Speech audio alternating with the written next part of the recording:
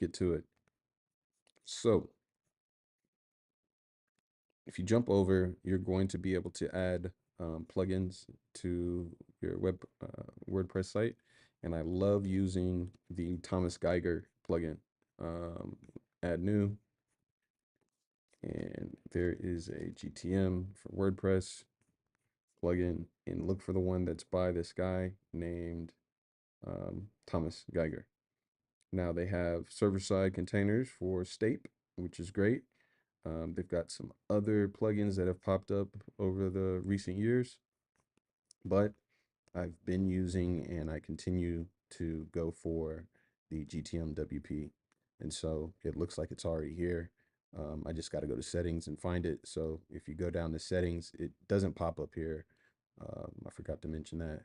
But if you go to settings and then you go to Google Tag Manager, you're going to see it. So I can see my container ID and I can see if it's on.